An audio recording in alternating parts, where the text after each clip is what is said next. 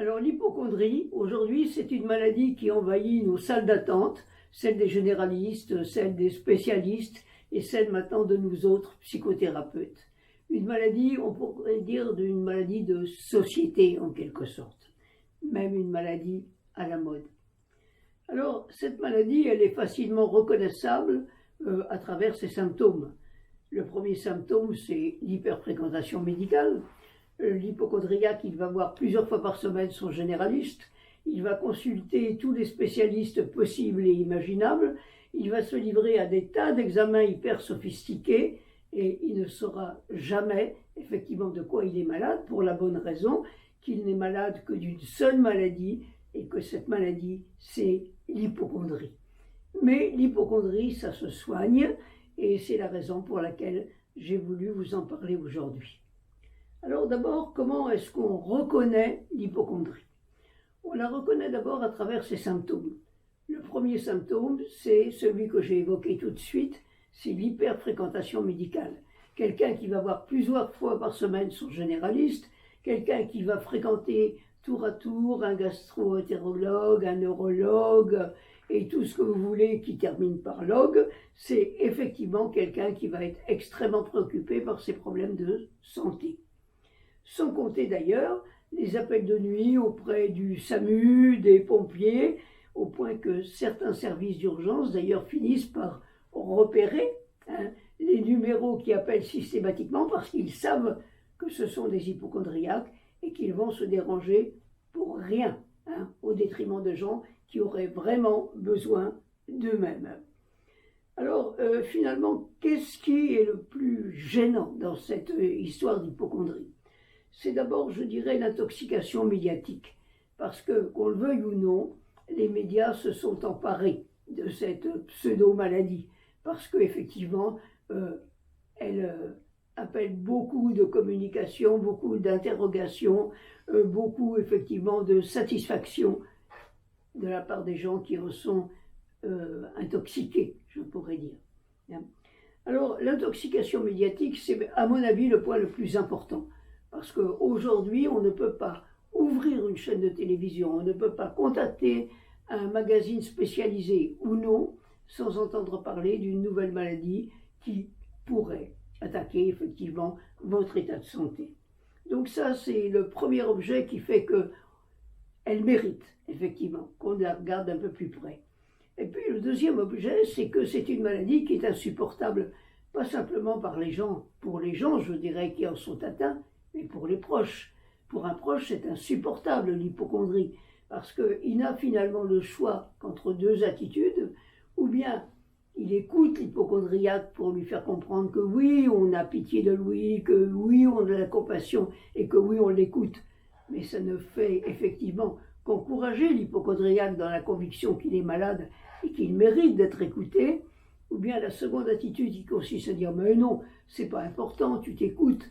Et là, l'hypocondriaque, il se sent plus malheureux que jamais parce qu'il a l'impression d'être abandonné.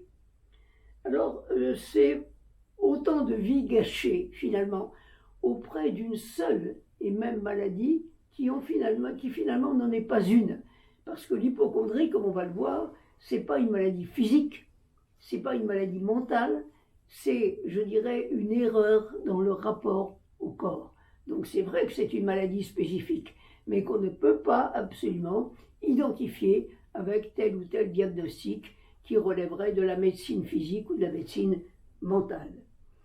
Alors, tout ceci a été abondamment décrit déjà dans un ouvrage que je viens de faire paraître, enfin il y a à peu près une année de cela, qui s'appelle L'hypocondrie ou la société hypocondriaque, qui est paru aux sociétés, ou plutôt à la collection InPress, mais dont je ne suis pas complètement satisfaite parce qu'il manque un chapitre. Et il manque le chapitre qui est comment est-ce qu'on peut guérir de l'hypocondrie. Et c'est ce chapitre-là que je voudrais aujourd'hui compléter, parce que c'est cela qui peut intéresser les hypocondriaques, bien évidemment. Donc, peut-on guérir de l'hypocondrie? Par quels moyens? C'est ce manque que nous allons essayer aujourd'hui de combler.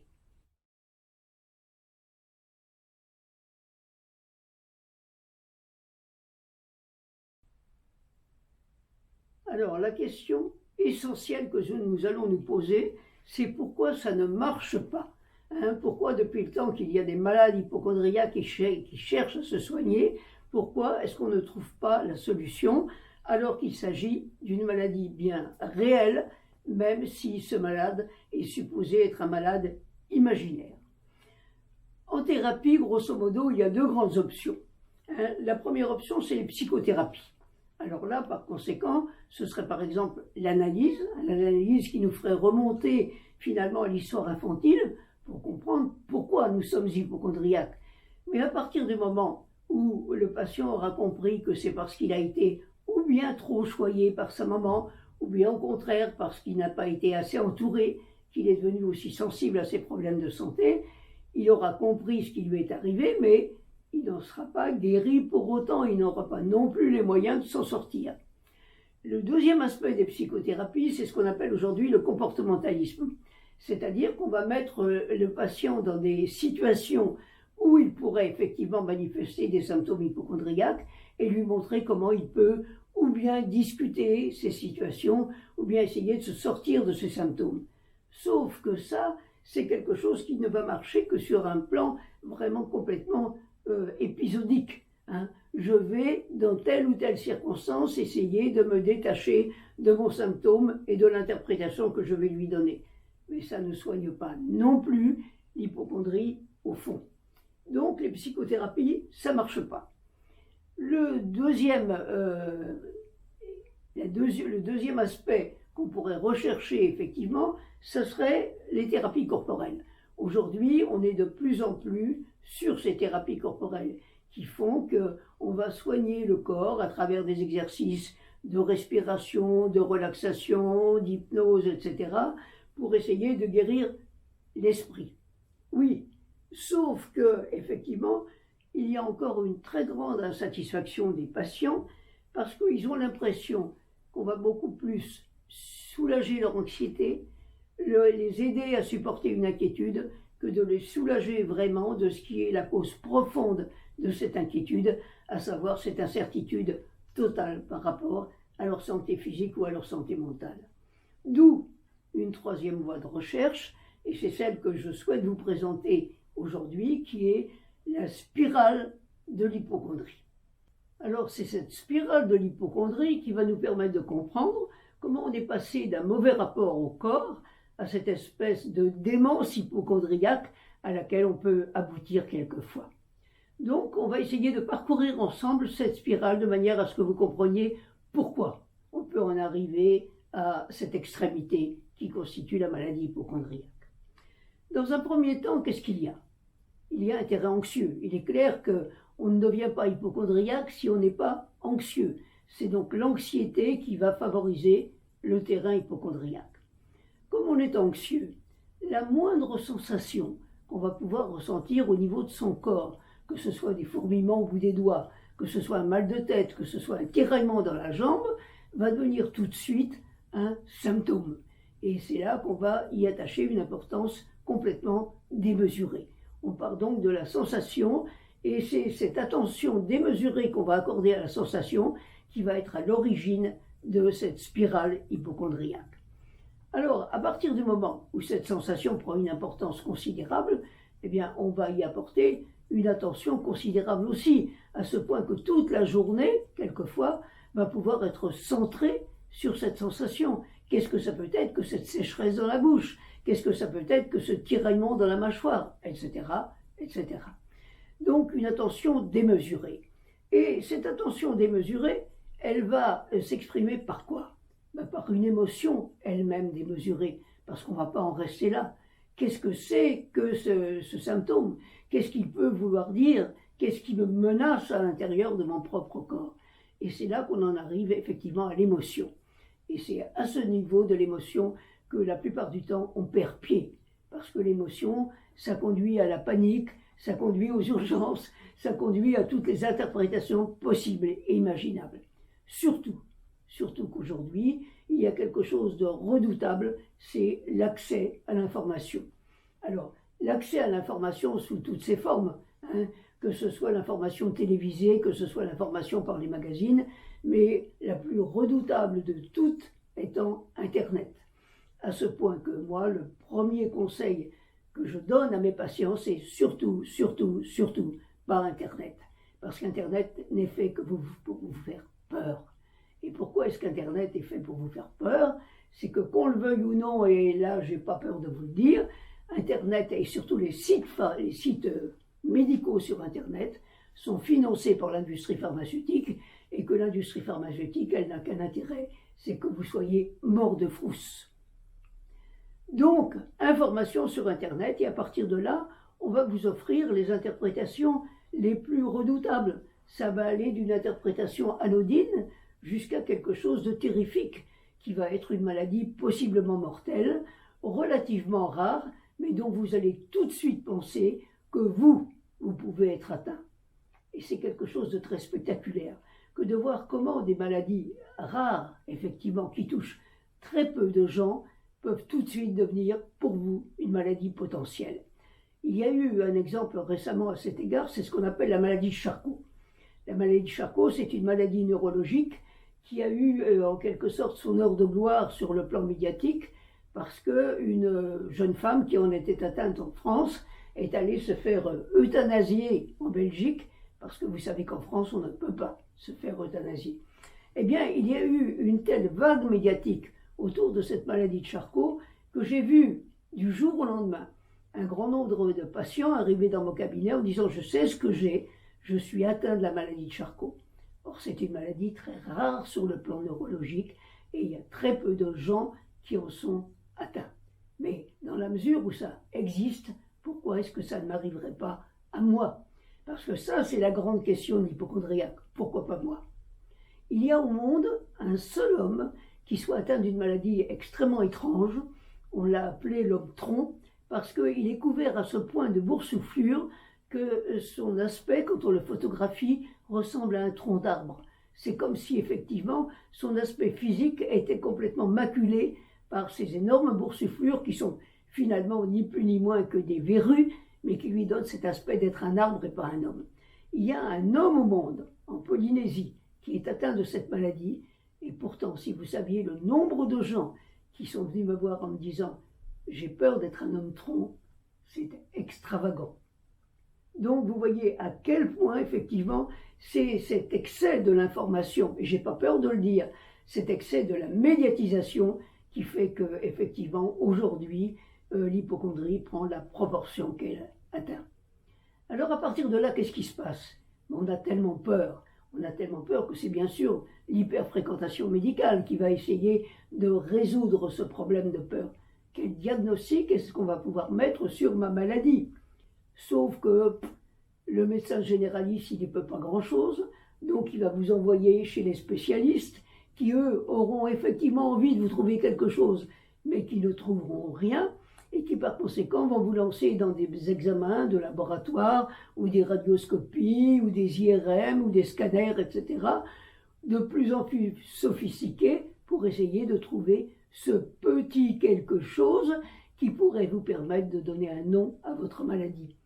Moyennant quoi, généralement, on ne trouve rien, parce qu'il n'y a pas de maladie physique, il n'y a pas de symptômes vérifiables à travers cette maladie de l'hypocondrie. C'est une maladie de l'angoisse, c'est une maladie du fantasme en quelque sorte. Ce qui fait que rien ne va vous rassurer, et que c'est pas parce qu'on vous aura donné un certificat médical qui vous dira « mais non, vous êtes en parfaite santé, monsieur », que vous allez débarrasser de votre hypocondrie. Ça va être le contraire. Pourquoi est-ce qu'on ne me trouve rien? Et si on ne trouve rien, c'est parce que j'ai peut-être la maladie la plus bizarre qui soit. Et je connais effectivement des patients qui me disent « mais c'est parce que aujourd'hui l'état de la science n'est pas assez avancé qu'on ne sait pas ce que j'ai. Et si on m'envoyait aux États-Unis, on trouverait là-bas. Et peut-être que dans quelques années, on saurait ce qu'est ma maladie. » Donc ça veut dire que l'angoisse, la recherche du patient, c'est de donner un nom à sa maladie. Parce qu'il faut bien comprendre que l'hypocondrie, c'est la crainte d'être malade, mais c'est aussi une espèce de fascination pour la médecine. C'est-à-dire qu'on veut absolument mettre un nom sur sa maladie. Et que c'est pas par hasard, que c'est à toutes les époques, parce que l'hypocondrie c'est une très vieille maladie, c'est à toutes les époques où la médecine fait des progrès, que l'hypocondrie fait des progrès. Parce qu'on se dit, enfin, enfin, je vais savoir. Mais on ne sait jamais. Et c'est bien parce qu'on ne sait jamais que va reprendre l'angoisse, l'anxiété et la spirale de l'hypocondrie. Alors, quel est l'intérêt de cette spirale? Ça n'est pas nécessairement pour faire joli, hein. C'est parce qu'elle a un véritable intérêt thérapeutique. C'est-à-dire qu'on va s'apercevoir que, contrairement à ce qu'on peut croire, il y a des endroits où on peut arrêter cette spirale infernale. Il y a des moments où on peut effectivement dire « stop, je ne vais pas plus loin dans ce sens-là ». Alors, quels sont les moments? Eh bien, les moments, ils vont être évoqués par les petits ciseaux que vous allez voir sur le dessin ci-joint. C'est qu'on peut arrêter la sensation, c'est-à-dire se défendre d'y accorder finalement un intérêt démesuré.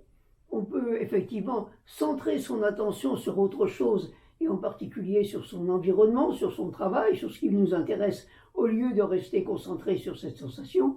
Et surtout, ça c'est le point le plus important, on peut stopper l'émotion.